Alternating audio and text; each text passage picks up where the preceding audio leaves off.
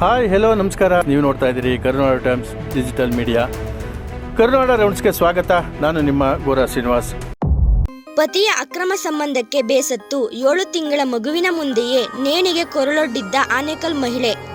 NEET paper ಲೀಕ್ಗೆ break ಹಾಕಲು ಕೇಂದ್ರದ ಕಠಿಣ ಹೆಜ್ಜೆ. ಇಂದು ಲೋಕಸಭೆಯಲ್ಲಿ ತಿದ್ದುಪಡಿ ಮಸೂದೆ ಮಂಡನೆ. ಕರ್ನಾಟಕ ಸಚಿವ ಸಂಪುಟ ವಿಸ್ತರಣೆಗೆ ಸಿಕ್ಕಿದ ವೇಗ. ಇಂದು ದೆಹಲಿಗೆ ಸಿಎಂ ಡಿಕೆ ಶಿವಕುಮಾರ್ ಹೈಕಮಾಂಡ್ ಭೇಟಿ ಸಾಧ್ಯತೆ. ತುಮಕೂರಿನಲ್ಲಿ ನಡುರಸ್ತೆಯಲ್ಲೇ ರೌಡಿ ಶೀಟರ್ ಬರ್ಬರ ಹತ್ಯೆ, ಮಾರಕಾಸ್ತ್ರಗಳಿಂದ ಕೊಚ್ಚಿ ಕೊಲೆ, ತನಿಖೆ ಆರಂಭ. ಕರ್ನಾಟಕದ ಕಾಲೇಜು ವಿದ್ಯಾರ್ಥಿಗಳಿಗೆ HIV ಪರೀಕ್ಷೆ, ಆರೋಗ್ಯ ಇಲಾಖೆಯಿಂದ ಹೊಸ ಅಭಿಯಾನ. ವಿಜಯನಗರದಲ್ಲಿ ಆರ್ಟಿಒ ಭರ್ಜರಿ ಕಾರ್ಯಾಚರಣೆ, 390 ಖಾಸಗಿ ಶಾಲಾ ವಾಹನಗಳ ಜಪ್ತಿ, 11 ಲಕ್ಷಕ್ಕೂ ಅಧಿಕ ದಂಡ.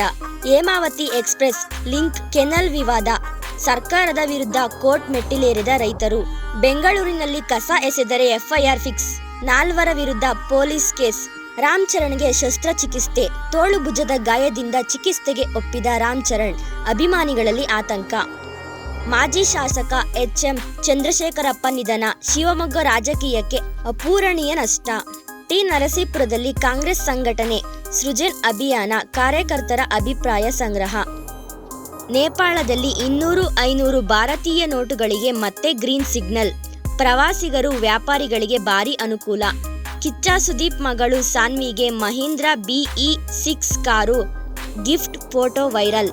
ಕೆಪಿಎಸ್ಸಿ ಪಶುವೈದ್ಯಾಧಿಕಾರಿ ನೇಮಕಾತಿ ಅಂತಿಮ ಆಯ್ಕೆ ಪಟ್ಟಿಗೆ ತಾತ್ಕಾಲಿಕ ತಡೆ, ಆತಂಕರಿಕ ತನಿಖಾ ಸಮಿತಿ ರಚನೆ. ಬೀದರ್ ಬ್ರಿಮ್ಸ್ ಆಸ್ಪತ್ರೆಯಲ್ಲಿ ಕುಡುಕರ ಹುಚ್ಚಾಟ, ಎಮರ್ಜೆನ್ಸಿ ವಾರ್ಡ್ಗೆ ಬೈಕ್ ನುಗ್ಗಿಸಿದ ಯುವಕರು, ರೋಗಿಗಳಲ್ಲಿ ಗಾಬರಿ, ಪೊಲೀಸರಿಂದ ಗೂಸ.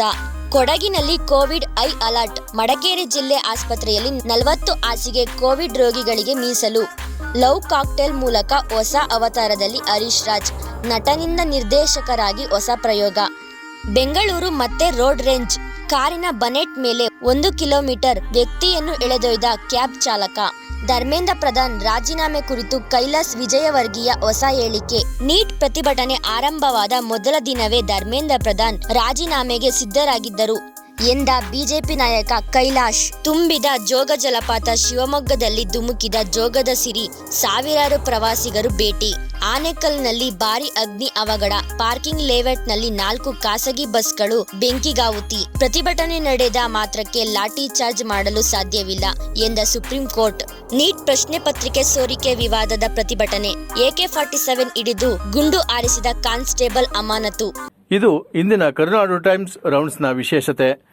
ಮತ್ತಷ್ಟು ಸುದ್ದಿಗೆ ಕರುನಾಡು ಟೈಮ್ಸ್ ಡಿಜಿಟಲ್ ಮೀಡಿಯಾವನ್ನು ತಪ್ಪದೆ ವೀಕ್ಷಿಸಿ.